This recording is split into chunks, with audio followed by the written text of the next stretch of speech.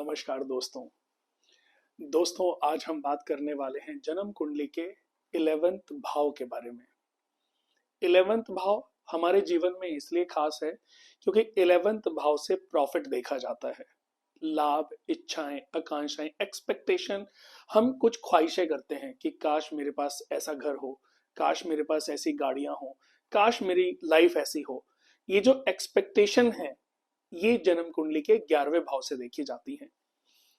11वां भाव हमारे जीवन में हमारे सारे प्रॉफिट्स के साथ जुड़ा हुआ है। प्रॉफिट्स जितने भी हैं, हमने कोई बिजनेस किया उसमें क्या प्रॉफिट आया, हमने कोई सेल परचेज की उसमें क्या प्रॉफिट आया, हमने दुकान में कितने का सामान मंगाया, कितने का बेचा, कितना प्रॉफिट बनाया, ये 11th हाउस से देखा जाता है।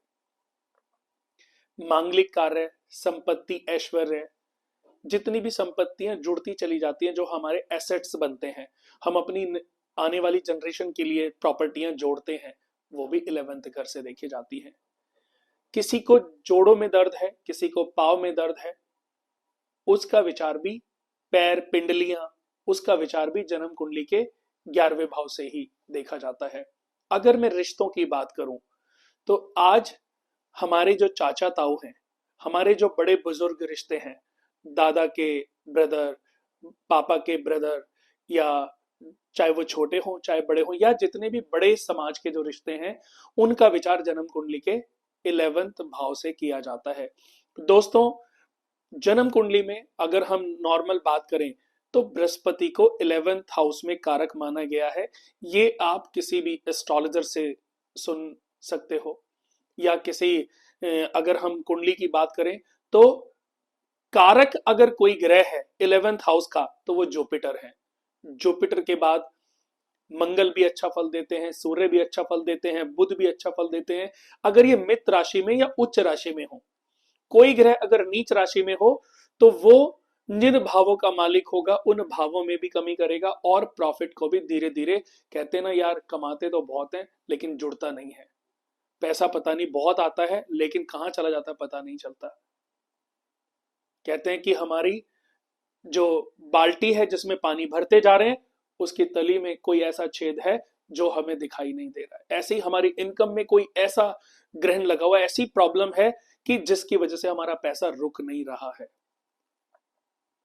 उसकी वजह क्या होती है? हमारे 11th हाउस में कोई ग्रह नीच राशि में बैठ जाए, या 11th हाउस में कोई ग्रहण दोष, चंडाल दोष, विष दोष, अंगारक दोष, ऐसे कोई कॉम्बिनेशंस दोष बन जाए जिनकी वजह से हमारी लाइफ की जो सारी जमा पूंजी है वो धीरे धीरे नष्ट होती जा रही है। बड़े बुजुर्गों के साथ रिश्ते खराब हैं, चाचा ने हमारी प्रॉपर्टी पे कब्जा कर लिया, ताऊ ने हमारा जो हिस्सा था वो हमें नहीं दिया।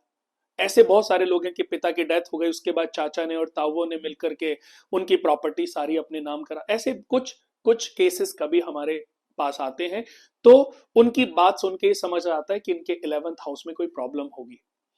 बट ऐसा दोस्तों आपके साथ क्यों होता है? देखो, दो चीजें हैं कि आपकी कुंडली में प्रॉब्लम है, 11वें भाव में प्रॉब्लम है, इसका ये सॉल्यूशन है। बट हमें वहां तक भी पहुंचना पड़ेगा कि ये प्रॉब्लम हुई क्यों है।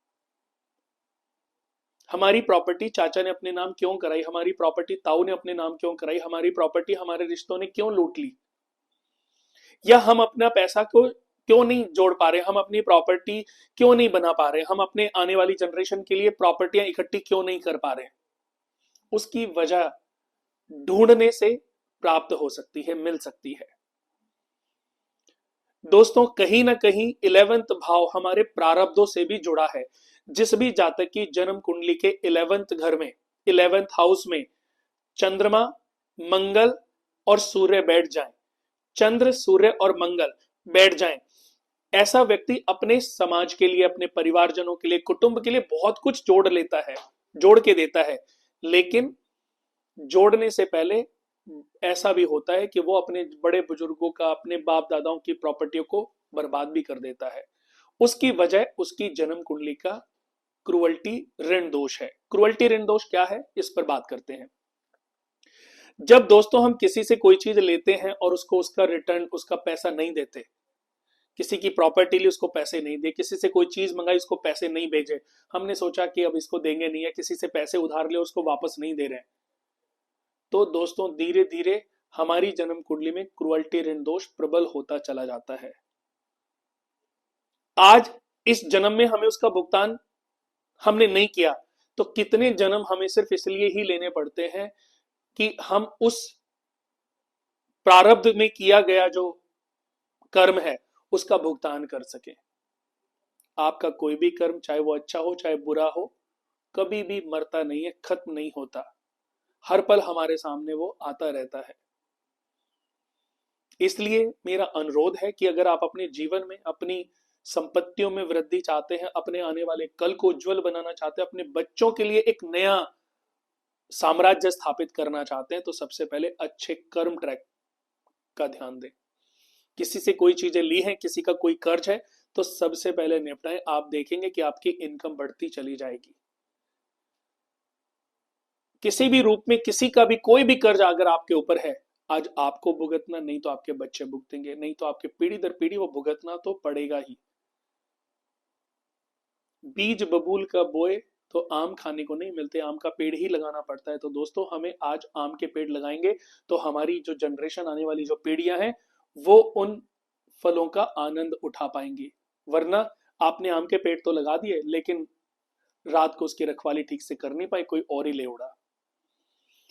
आपके बेटा है, उसके भी बेटा है, उसके भी बेटा होगा, ये डिसाइड नहीं है। हो सकता है कि आपके बेटे के जो बेटा हो उसकी जीवन में कभी शादी ना हो, वो कभी शादी ना करे। हो सकता है कि उसके कभी आगे कोई बच्चा ही ना हो सकता है कि उसकी हार्ट अटैक से कोई मिस हैपनिंग हो जाए, फिर कहां से बच्चा, आपकी 80 साल की एज है, आपके बच्चे के साथ कोई मिस हैपनिंग हो जाए, कैसे आप अब अपनी संपत्ति के लिए नया वारिस ढूंढोगे। ईश्वर के सब अधीन है, तो ईश्वर से अगर हम रिक्वेस्ट करते हैं, माफी मांगते हैं, ईश्वर से हम पूजा पाठ करते हैं, तो दोस्तों ईश्वर का कहना यही है कि जिंदगी में कभी भी किसी के साथ बुरा मत करो। किसी का भी कुछ अगर आप लेते हो तो आपकी मन में ये भाव होना चाहिए कि मुझे ये रिटर्न करना है।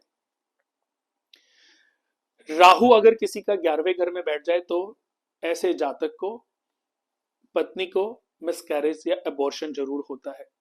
ये 99% मैंने देखा है।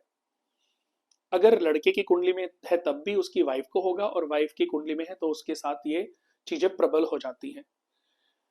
प्रॉफिट मेहनत आदमी करता है, लेकिन उसका फायदा को दूसरे लोग उठाते हैं, यानी कि उसकी जमा पूंजी का कोई और आनंद उठाता है। आपका कल को बेटा नहीं हुआ तो दामाद, बेटी है उसका दामाद आएगा।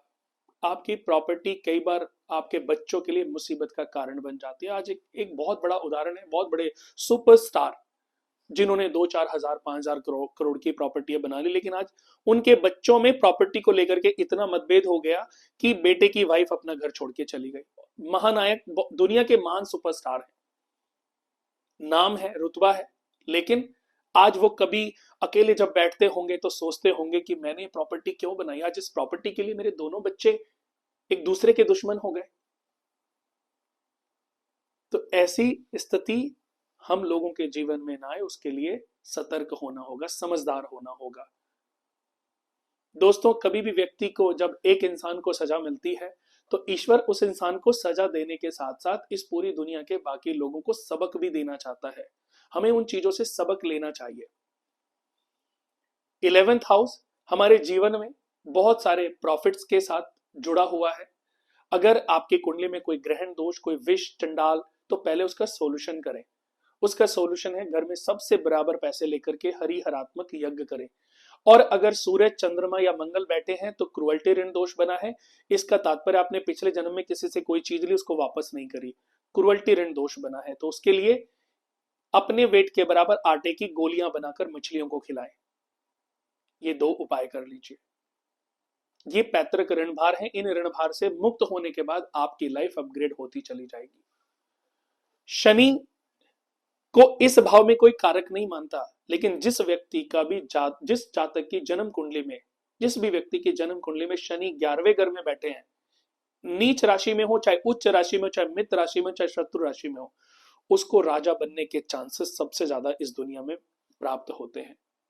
अगर उसको समझ आ जाए, उसको पता चल जाए, तो वो इन रास्तों पर, सही रास्ते पर चल करके वो अपने आप को किसी भी ऊंचाई तक ले जा सकता है। वो बिल गेट्स जितनी तरक्की भी कर सकता है, अंबानी जितनी तरक्की भी कर सकता है, सचिन तेंदुलकर जी जितनी तरक्की भी कर सकता है, बहुत अल्टीमेट तरक्की। मैंने जिस भी जातक की जन्म कुंडली में 11वें घर में शनि देखा है, वृषभ लगन, तुला लगन, मिथुन लगन में, कोई भी लगन हो, जिस व्यक्ति का भी एकादश घर में शनि देखा है, वो व्यक्ति अपने जीवन में सबसे ज्यादा तरक्की प्राप्त करता है, लेकिन खुद के प्रयत्नों से, खुद की मेहनत से।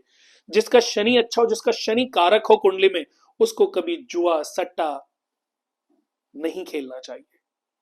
उसकी किस्मत में मेहनत से ही पैसा प्राप्त करना लिखा है। अगर वो शॉर्टकट रास्ता अपनाएगा तो उसको कभी पैसा प्राप्त नहीं होगा।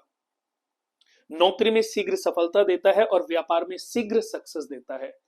चाहे वो नौकरी हो, चाहे व्यापार हो, चाहे कोई प्रोफेशन हो। 11वें घर का शनि मैंने जो अपने जीवन में प्रैक्टिकली देखा है, सबसे अच्छा फल देने वाला ग्रह है। बहुत लोग कहते हैं बृहस्पति, मैंने देखा है बृहस्पति अगर 11वें घर में बैठे हैं, तो ऐसा व्यक्ति जब तक पुण्य करने वाला नहीं होगा, पुण्यकारी नहीं होगा, माँ बाप की सेवा, परिवार के साथ उसका रिलेशन अच्छा नहीं होगा, तब तक वो कारक नहीं हो पाता। किसी भी ग्रह के अगर हमें बेनिफिट चाहिए तो पहले उसके नेचर को समझना होगा, उसके नेचर को अपने जीवन में, अपने घर में ढालना होगा, तब जाकर के हम उस ग्रह के बेनिफिट प्राप्त कर पाते हैं। ऐसा नहीं है दोस्तों कि आप कितनी भी टीवी चैनल देख रहे हो, कितने भी आप इंस्टाग्राम स्टोरी क्या कि ये करने से ये हो जाएगा। दोस्तों, आज भी ये लोग भटक रहे हैं और कल भी ये भटकते रहेंगे। 10 साल के बाद भी ये भटकते रहेंगे। रील को देख करके, रील बनाने वालों की दुनिया में कमी नहीं है। एस्ट्रोलॉजर आज 2-4 किताबें पढ़ करके हर कोई एस्ट्रोलॉजर बन जाता है। बट सच में ज्योतिष क्या है, कैसे काम करता है, हमें इस बात को समझना है। इस बात को समझेंगे तो जल्दी अपनी समस्याओं से मुक्त हो पाएंगे। दोस्तों, अगर ये वीडियो अच्छा लगा तो इसको शेयर करें। हमारे चैनल को, कुणाल वास्तु केंद्र और कॉफी विद कुणाल, हमारे 2 यूट्यूब चैनल हैं। Coffee with Kunal every Sunday रात को 9 बजे हमारा शो आता है साधना टीवी पर, उसको देखना ना भूलें। ज्यादा से ज्यादा लोगों के साथ हमारे इन वीडियोस को शेयर करें। अगर वाकई ये अच्छी लगती हैं तो इनको शेयर जरूर करें, ताकि आपके साथ दूसरे लोगों का भी मार्गदर्शन हो। और आपके बच्चे अगर डिस्ट्रैक्ट हैं तो उनको हमारे प्रोग्राम जरूर दिखाएं, ताकि समझदारी के साथ वो अपने जीवन में सही डिसीजन ले पाए। और आगे बहुत सारे अच्छे टॉपिक्स के साथ हम वीडियो बनाते रहेंगे और आशा करेंगे कि आपके जीवन में वो कुछ ऐसे फल प्रतिफल प्रदान करें, वो वीडियो, जो आगे की लाइफ आपकी अच्छी और सुदृढ़ मजबूत हो सके। आज के लिए बस इतना ही। नमस्कार।